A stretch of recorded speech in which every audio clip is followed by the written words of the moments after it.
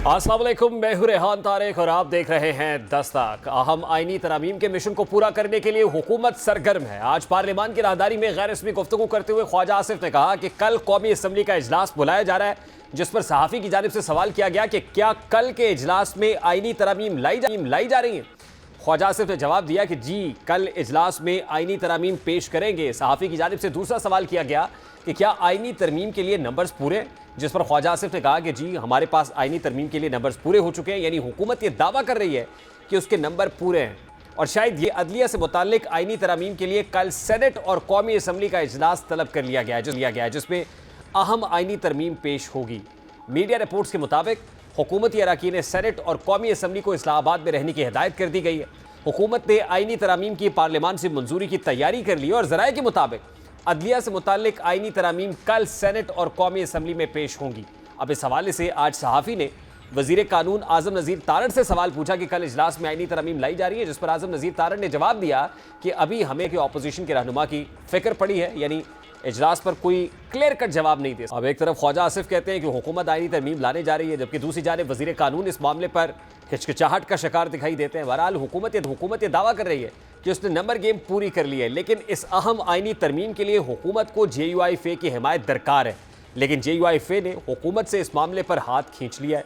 JUIFA के रहनुमा मौलाना दाऊद रहमान का कहना है कि आजकल पार्लियामान में आइन में की बात की जा रही है। ये तरामीम मुमकिना तौर पर अदलिया से मुताल्लिक हो सकती हैं।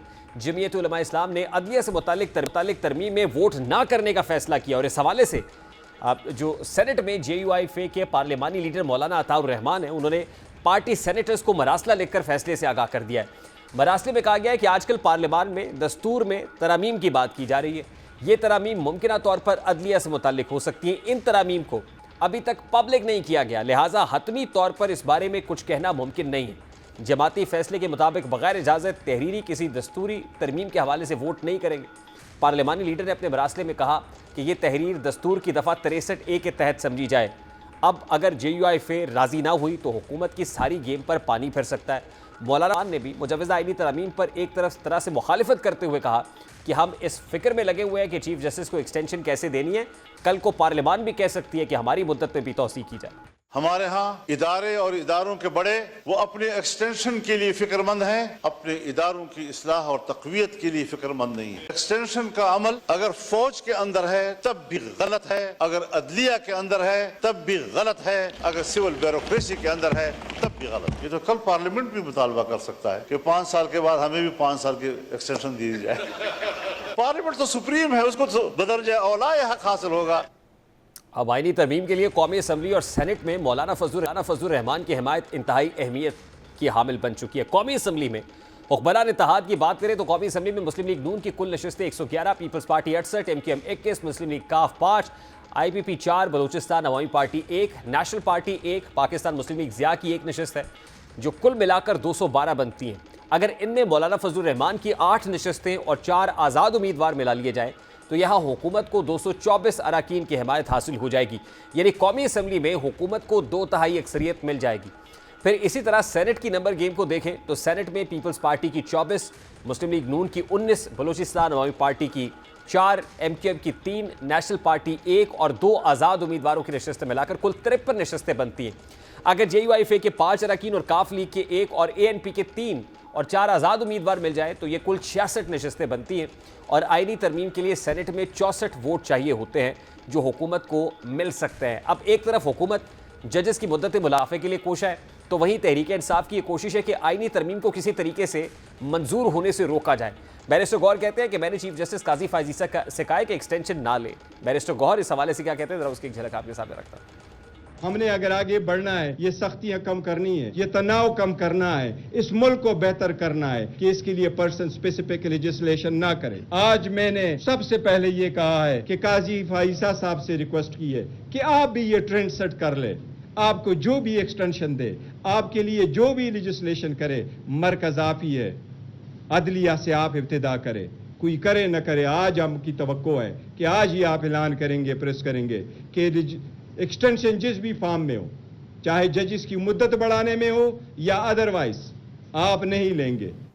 चंद रोज़ पहले ही चीफ जस्टिस के सेक्रेटरी की जानिब से एक बयान सामने आया था, एक वजाहत आई थी जिससे ये तासुर उभरा था कि चीफ जस्टिस तमाम जजेस की मुद्दत में इजाफे की सूरत में शायद एक्सटेंशन लेने को तैयार हो जाए, और शायद इसलिए तहरीक इंसाफ अब तशवीश में मुब्तला है और उन्हें एक्सटेंशन लेने से रोक रही है। लेकिन हुकूमत अपने इस मिशन पर चल रही है। अब देखना यह कि कल कौमी असम्बली और सेनेट में यह अहम कानून साजी की जाती है और उस सूरत में हुकूमत अपने मतलूबा नताइज करती है और पीटीआई इसको कैसे रोकेगी। इस वक्त पाकिस्तान तहरीक इंसाफ के रहनुमा बैरिस्टर उमैर खान न्याजी साहब हमारे साथ मौजूद है। अस्सलाम वालेकुम बैरिस्टर साहब, बहुत बहुत शुक्रिया आपके वक्त के लिए। बैरिस्टर साहब, मुमकिना आईनी तरमीम को रोकने के लिए जो कल पार्लियामान में मुमकिना तौर पर पेश की जा रही है, पाकिस्तान तहरीक इंसाफ के पास क्या हिकमत अमली? जी, आईनी तरमीम को तो इस निज़ाम ने रोकना है। तहरीक इंसाफ का तो आपको मौक़िफ़ इस पे वाज़े है कि ये असम्बली लाने की मजाज़ ही नहीं है। फॉर्म 47 की गवर्नमेंट है, पहले 9 फरवरी की रात जो धांधली के ज़रिए रिज़ल्ट सारा चेंज किया गया है और इन्हें बिठाया गया। अब जो नंबर पूरे करने के लिए बंदे अगवा कर रहे हैं, सादुल्ला बलोच, उसकी फ़ैमिली वाला किस्सा आपके सामने है, बाकी लोगों के साथ जो ये कर रहे हैं वो भी सामने है, और जो मुमकिन तरमीम लाने जा रहे हैं वो वैसे ही इंडिपेंडेंस ऑफ जुडिशरी पे हमला है। तो जुडिशरी को ख़ुद इन सारी चीज़ों को देखना चाहिए। लेकिन बैरिस्टर साहब, अगर लोगों को अगवा करना ही मकसूद होता या नंबर गेम पूरी करने के लिए लोगों को राइट लेफ्ट करना होता, तो फिर वो लोग जिन पर मुकदमात हैं, उनके प्रोडक्शन ऑर्डर्स जारी ना होते, उनके लॉजेस को सब जेल ना करार दिया जाता। देखें, उनसे फ़र्क नहीं पड़ता क्योंकि वो लोग हैं जो ऑलरेडी, देखें डिफरेंट सेट्स हैं। एक 39 लोग वो हैं जिनको ऑलरेडी सुप्रीम कोर्ट के फ़ैसले में आप डिक्लेयर कर चुके हैं एज पीटीआई, चाहे ये बाद में लेजिस्लेशन ले आए हों। 41 का एक सेट है जो बज़ाहिर आज़ाद है और लेजिस्लेशन के ज़रिए इन्होंने कोशिश की है वो आज़ाद रहें, मगर जैसी डिटेल फ़ैसला आ जाएगा इनकी वो भी ख़त्म हो जाएंगी कोशिशें। फिर उसके अलावा 11 लोग ऐसे हैं जो डे 1 से असेंबली में आज़ाद आ रहे हैं, जिनका एफिडेविट किसी तरफ से भी नहीं जमा हुआ था और वो तहरीक इंसाफ की हैं। ये उन्हीं लोगों को टारगेट कर रहे हैं और उन्हीं को तोड़ने की कोशिश कर रहे हैं। नहीं तो आप क्या फोर्स ही कर रहे हैं कि उन 41 लोगों में से कुछ लोग हुकूमती तरमीम पे वोट करेंगे, यानी हुकूमत को सपोर्ट कर रहे होंगे इस आईनी तरमीम में? देखिए, इन्हें 4 का नंबर ज़रूरत है ना, तो उन 4 के लिए ये तगो दो पूरी कर रहे हैं, पूरी तोड़ने के लिए, और मेरे ख्याल से इन्होंने तोड़ भी ली हैं। अच्छा, ये बड़ी इंपॉर्टेंट बात है। आपके पास क्या इत्तलात हैं? जाहिर है वो पीटीआई के लोग हैं ना, आपके बकौल पीटीआई के हैं, लेकिन क्योंकि आज़ाद डिक्लेयर्ड है, अभी पीटीआई का एफिडेविट नहीं है, डिक्लेयर्ड नहीं है, तो वो कौन से लोग हैं, इत्तलात है आपके पास? देखिए, अब जिस तरह सादुल्ला बलोच ने खुद कहते हैं कि फैमिली उसकी को उठाया गया, फुटेजेस मौजूद हैं, फैमिली वापस आ गई है। फैमिली का क्लेम ये है कि साद ने खुद सरेंडर किया है उनके पास। तो अब साद ने सरेंडर किया है तो ज़ाहिरी बात है वो किस परेशानी में होगा। अब क्या वो कल परसों से नमूदार सरफेस पे होता है? नहीं होता, क्योंकि वोट देने के लिए तो आइन के तहत आपको आना पड़ेगा ना, असेंबली में आएगा तो वोट काउंट होगा, तो वो कोई तो पेश कराएगा उसे। और जाहिर है जो आज़ाद है उनके ऊपर तो डिफेक्शन क्लॉज भी अप्लाई नहीं होगी आर्टिकल 63A के तहत। तो ये तो एक केस है जो आप बता रहे हैं। मजीद कितने लोग ऐसे हैं जो आपकी इंफॉर्मेशन में है? जी, मुख्तलिफ इस तरह, देखें, जो लेजिस्लेशन हुकूमत लाई थी वो इसीलिए लाई थी कि बाकी भी जो 41 बंदे हैं उस वाले केस में डिफेक्शन ना अप्लाई करे, ताकि अगर इन 10-11 में से नंबर नहीं पूरा होता तो वहाँ से 2-3 तोड़ लिए जाएँ। तो मुख्तलिफ लोगों पे, 7-8 लोगों पे ये कब से काम पे लगे हुए हैं, इसीलिए कुछ लोग हमारे मुल्क से बाहर बैठे हुए हैं इसी मुमकिन प्रेशर से बचने के लिए। तो इसका मतलब ये कि जब फैसला आया था सुप्रीम कोर्ट का, तो वो जो प्रेडिक्शंस की जा रही थी कि पाकिस्तान तहरीक इंसाफ इससे ग्रुप्स में तकसीम हो जाएगी, धड़ेबंदी का शिकार होगी, फॉरवर्ड ब्लॉक बन जाएगा, तो ब्लॉक्स तो बनना शुरू हो गए फिर? नहीं, ब्लॉक नहीं, तहरीक इंसाफ तो एक ही है। बात है कि एक फ़ैसले को इम्प्लीमेंट नहीं किया जा रहा। आज रिजर्व सीट के फैसले को मनोहन इलेक्शन कमिशन इम्प्लीमेंट करे तो ब्लॉक कौन सा रह जाता है? लेकिन इसके बावजूद देखिए, इसके बावजूद जो 41 लोग आप क्लेम करते हैं कि हमारे हैं, अगर वो कल वोट कास्ट कर देते हैं हुकूमत के हक में, तो फिर तो वो आपके ना रहे ना। क्या फिर पाकिस्तान तहरीक इंसाफ उनको ओन करेगी? नहीं, ज़ाहिरी बात है, जो तरमीम के साथ जाएगा, हुकूमत की इस साजिश के साथ जो अदलिया पे हमला है उस पे जाएगा, वो हमारा तो नहीं रहेगा। तो फिर पीटीआई तो तकसीम हो गई ना सर? पीटीआई कैसे तकसीम होगी भाई मेरे? वो हमारे रहेंगे ही नहीं, तो तकसीम कैसे होगी? तकसीम तो तब होती है। अभी तो आप यही क्लेम कर रहे हैं ना कि आपके धड़े पीटीआई क्लेम कर रहे हैं। तो सर फिर आप या तो डिसोन कर दें, फिर आप वो उन 41 को क्लेम ही ना करें कि वो 41 भी हमारे। नहीं, मफरूज़ों पे डिसओन नहीं किया जाता ना। बात है जब किसी ने कोई एक्ट ही नहीं किया आप उसको पहले ही कंडेम कर दें।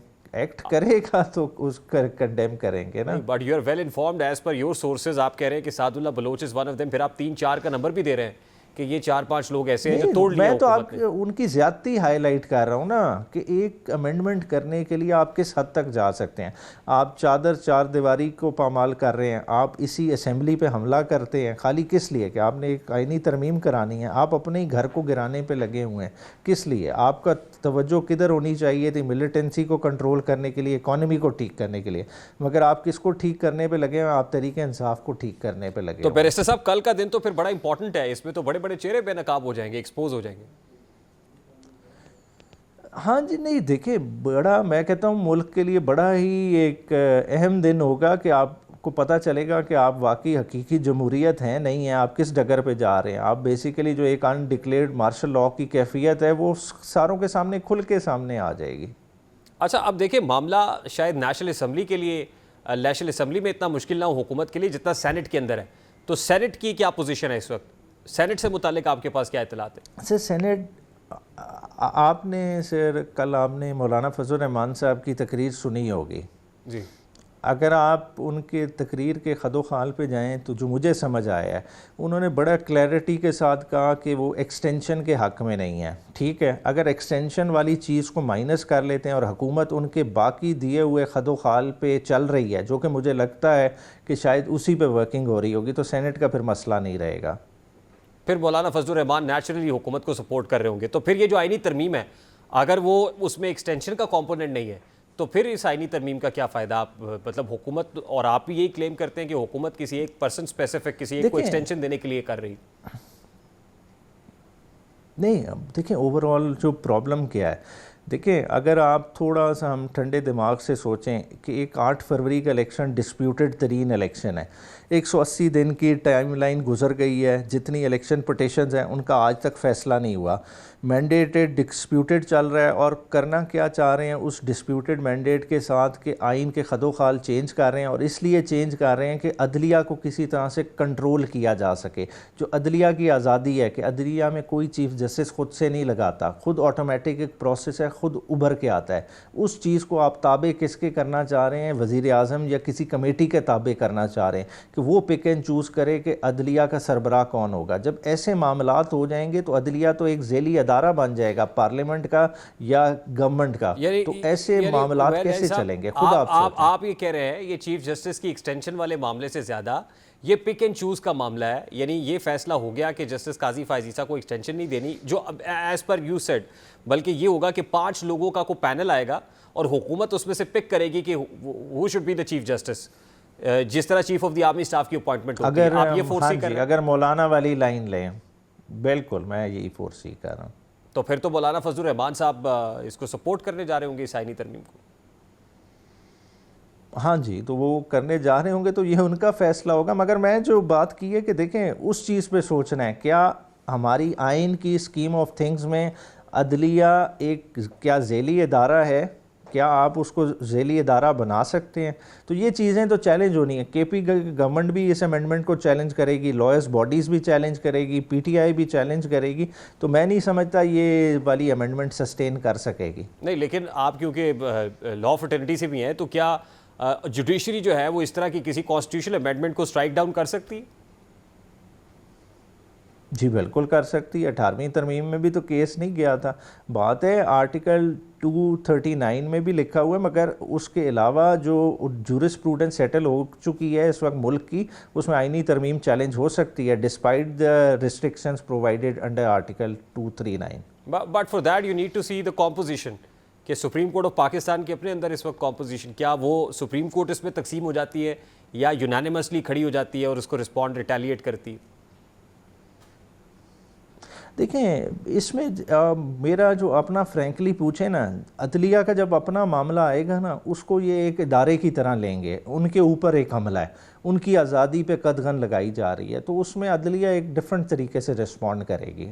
उसमें हम प्रीएम्प्ट तो नहीं कर सकते, मगर मेरा यही है कि ये नहीं चलेगी, कॉन्स्टिट्यूशनल अमेंडमेंट स्टैंड नहीं कर सकेगी। अच्छा, अभी जो हम बात कर रहे हैं वैसे ये बड़ी हाइपोथेटिकल है, क्योंकि अभी तक कोई ऐसी आईनी तरमीम या कोई इसका ड्राफ्ट सामने आया नहीं है। आज जुडिशल कमीशन इजलास में भी जस्टिस मुनीब अख्तर साहब इसलिए वॉकआउट कर गए कि अभी तक कोई चीज़ है ही नहीं सामने, तो किस पे बहस की जाए, क्योंकि गुज़श्ता पहला जो इजलास था जुडिशल कमीशन का वो भी इसलिए मौखर हो गया था कि अब जब तक कोई ड्राफ्ट सामने नहीं आता तो तब तक इसको मौखर कर देंगे। अब भी कोई ड्राफ्ट सामने नहीं है, तो ये तो अभी हम अजम्पशंस के ऊपर बात करें कि कल क्या होगा। ये भी हो सकता है कि कुछ और ऐसा हो जो बड़ा जो सरप्राइजिंग हो आपके लिए भी और हम सब के लिए। हाँ जी, तो वो आ जाएगा, टेबल पे आ जाएगा, पर नीयतों का तो पता चल गया है ना जी कि नीयतें किस तरफ खड़ी हैं, कौन क्या चाहता है, कौन इधर क्या देखना चाहता है, किस तरह का निज़ाम देखना चाहता है, हाइब्रिड निज़ाम की कंटिन्यूटी किन के लिए ज़रूरी है। लेकिन एक चीज़ आप समझते हैं कि फाइनलिटी इख्तियार करेगी कि चीफ जस्टिस काजी फायजीसा एक्सटेंशन नहीं ले रहे, यानी वो उनकी एक्सटेंशन वाला मामला अब नहीं है। देखें, मुझे अब देखें फ्लोर ऑफ द हाउस पे देखें फजल रहमान साहब ने जो लाइन ले ली है उससे वो वापस तो नहीं आने लगे, और दरमियाना रास्ता भी उन्होंने अपने लिए हुकूमत को दे दिया है, तो मेरे ख्याल से हुकूमत उसी रास्ते के साथ जाएगी। और मौलाना फजल रहमान के अलावा हुकूमत आईनी तरमीम पास भी नहीं करा सकती। हो ही नहीं, क्योंकि सेनेट में जिस तरह आपने पहले मेरे से सवाल किया था, सेनेट वाला बहुत बड़ा उनके लिए स्टम्बलिंग ब्लॉक है। अच्छा, लास्टली बैरिस्टर साहब, तहरीक इंसाफ ने जो लाइन ले ली है सारे डोर्स नेगोशिएशंस के, मजाक डायलॉग के बंद करके, और फिर अली अमीन गंडापुर साहब जो लाइन लिए हुए हैं, आपको लगता है कि ये ऐसा क्लाइमेक्स है जो जिसका एंटी क्लाइमेक्स कोई नहीं है, यानी अगर होगा भी तो वो फिर बहुत काउंटर प्रोडक्टिव होगा पीटीआई के लिए? अच्छा नहीं, देखें बरयान भाई, ये चीज़ें चलती रहती हैं, ओवरऑल मुश्किल वक्त आते रहते हैं। बात है कि पॉलिटिक्स डिफरेंट एक आर्ट गेम है। जब आपने इलेक्ट होके आना है आपका एक डिफरेंट होता है स्टांस, जब आप असेंबलीज़ में एक डिफरेंट होता है। तो पॉलिटिक्स में आपने रास्ते निकालने होते हैं, मगर रास्ते निकलते हैं विदाउट कॉम्प्रोमाइजिंग योर आइडियोलॉजी। आज हम जिस स्टेज पे खड़े हैं ना, इस वक्त मुज़ाकरात के रास्ते क्यों बंद किए हैं? अगर तहरीक इंसाफ ने कर्टन डाउन किस लिए किया? क्योंकि आइडियोलॉजी का कॉम्प्रोमाइज़ होने का ख़तरा है। देखें, हम अफोर्ड ही नहीं कर सकते कि हमारी आइडियोलॉजी कॉम्प्रोमाइज़ हो। आगे जाके कोई सूरत हाल बनती है, चीज़ें बनती हैं, पॉलिटिकली उसको नेविगेट करेंगे। अच्छा, आज पीटीआई ने एहतजाज करना था, उस एहतजाज को मौखर कर दिया गया या उस प्लान को वापस ले लिया गया, तो अब कल इस तरह की कोई भी अमेंडमेंट आती है नेशनल असम्बली के अंदर, पीटीआई कैसे रिस्पॉन्ड कर रही होगी, और क्या कोई कंट्री वाइड प्रोटेस्ट होगा या क्या स्ट्रैटेजी होगी पीटीआई की आफ्टर दिस? देखें, अमेंडमेंट जो आती है, देखें प्रोटेस्ट तो एक चीज़ है, प्रोटेस्ट से खाली चीज़ें हल नहीं होती। प्रोटेस्ट कर भी लेंगे, कोई अमेंडमेंट वापस तो नहीं हो जाएगी। अमेंडमेंट को अनडू करने का एक ही तरीका है, उसे अदालतों में चैलेंज करना है। तो सबसे पहला जो फोरमोस्ट काम होगा कि उसे केपीके गवर्नमेंट चैलेंज करे, हम चैलेंज करें, और लोग चैलेंज करें, और इसे भरपूर तरीके से एजिटेट करें ताकि किसी को कोई मिडिल ग्राउंड ना मिले। अच्छा, अब आपकी मौजूदगी का फ़ायदा उठाते हुए, वैसे मेरी दानिश में तो बहुत ही शायद प्रैक्टिकल नहीं है ये, लेकिन क्या को वाकई, क्योंकि बात हो रही है तो मैं आपसे पूछ लेता हूँ, लीगली भी आप बता दीजिएगा, केपी में गवर्नर रूल लग सकता है? देखिए, गवर्नर रूल की पॉसिबिलिटी नहीं है। 18वीं तरमीम के बाद बहुत इख्तियारात नीचे डिवॉल्व कर गए हैं, अब उस तरह की पॉसिबिलिटी नहीं रही। एट बेस्ट केपीके की गवर्नमेंट कोई रेजोल्यूशन पास करे तो तब जाके इमरजेंसी इम्पोज हो सकती है, ठीक है। अगर इन्होंने डायरेक्ट वाली कर भी दी तो देखें, इन्होंने ऑलरेडी एक अटेम्प्ट की थी जब सलमान तासीर साहब को जो है ना गवर्नर राज में हेड बना दिया था, सूबा उनके हवाले कर दिया था, तो कोर्ट ने स्ट्राइक डाउन कर दिया था। तो अब भी ये चीज़ें नहीं खड़ी होनी, तो ऐसी हरकत करेंगे तो इनके लिए काउंटर प्रोडक्टिव होगी। क्योंकि जो ग्राउंड्स लेंगे, क्या लेंगे कि केपीके में इंटरनल डिस्टर्बेंस है, तो इंटरनल डिस्टर्बेंस तो सबसे ज़्यादा बलोचिस्तान में है। आप वहाँ जुर्रत करें ना, गवर्नर राज लगाएं, फिर देखें बाप पार्टी वाले आपके साथ क्या करते हैं। बहुत बहुत शुक्रिया बैरिस्टर उमैर खान न्याजी, पाकिस्तान तहरीक इंसाफ के रहनुमा हमारे साथ मौजूद हैं। इस वक्त पाकिस्तान मुस्लिम लीग नून के सीनियर रहनुमा सेनेटर खलील ताहिर सिंधु साहब हमारे साथ मौजूद है। अस्सलाम वालेकुम सेनेटर साहब, बहुत बहुत शुक्रिया आपके वक्त के लिए। सेनेटर साहब, सादा सा सवाल ये है कि सर, केपी में वफाकी हुकूमत कब गवर्नर रूल कब लगाने जा रही? नहीं, अभी ऐसी कोई बात नहीं है, लेकिन बेसिकली जो आपने कहा कि तासर देने की कोशिश की, तासर नहीं। अली अमीन गंडापुर ने तो सीधी धमकियां दी हैं, और आज उसने सूबे का ये कॉन्स्टिट्यूशन मेरे सामने पड़ा है, वो किसी मुल्क के साथ नहीं कर सकता मुज़ाकरात। तो पाकिस्तान के भाव पे, पाकिस्तान एक फेडरेशन है, लेकिन उसने मतलब आज ये काम करना शुरू कर दिया, और जो बानी पीटे उसने उसको एंडोर्स भी कर दिया। तो ये this is not the way, ये तो कंट्री पे, एक वफाक पे बिल्कुल वाकई डायरेक्ट अटैक है। और जिस तरीके से अली अमीन गंडापुर यहाँ पे जो कुछ कह के गया है, ख़वातीन सहाफ़ियों के बारे में, दूसरे सहाफ़ियों के बारे में, पंजाब के बारे में और जजेस के बारे में, तो इट इज़ नॉट एक्सेप्टेबल। तो सेनेटर साहब, फिर एक्शन कौन लेगा? एक्शन किसने लेना है और कब लेना है? रेहान भाई, I can not listen you. This is very unfortunate senator साहब, मेरी आवाज़ आप तक नहीं पहुँच पा रही है, आपको टेक्निकल इशू है, इसको फिक्स करने की कोशिश करते हैं। सेनेटर साहब से सवाल तो ये, हुकूमत जो है वो कोई एक्शन लेने से कासिर क्यों है? ये रियासत अपनी रिट को इस्टेब्लिश क्यों नहीं कर पा रही है। ऐसा महसूस हो रहा है कि अदलिया से मुतालिक अहम आईनी तरमीम को लेकर अदलिया में भी एक उलझाव की कैफियत दिखाई दे रही है। आज chief justice of Pakistan justice Qazi Faez Isa की सरबराही में जजेस की तकर्री को लेकर जो रूल्स में तरमीम के हवाले से जुडिशल कमीशन का इजलास हुआ, जो अब मुलतवी हो गया है और 28 सितंबर के लिए स्केड्यूल्ड है। इस इजलास में जो अहम वाक़या पेश आया वो ये था कि जस्टिस मुनीब अख्तर इजलास से वॉकआउट कर गए।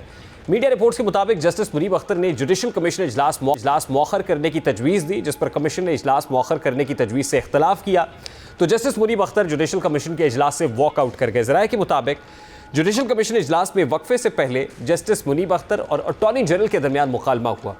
जस्टिस मुनीब अख्तर ने सवाल किया कि गुज़श्ता इजलास में आईनी तरमीम का बताया गया था, मुजवज़ा आईनी तरमीम के बारे में बताएं। ज़राए के मुताबिक अटॉर्नी जनरल ने जवाब दिया कि इस सवाल का जवाब वज़ीर कानून दे सकते हैं।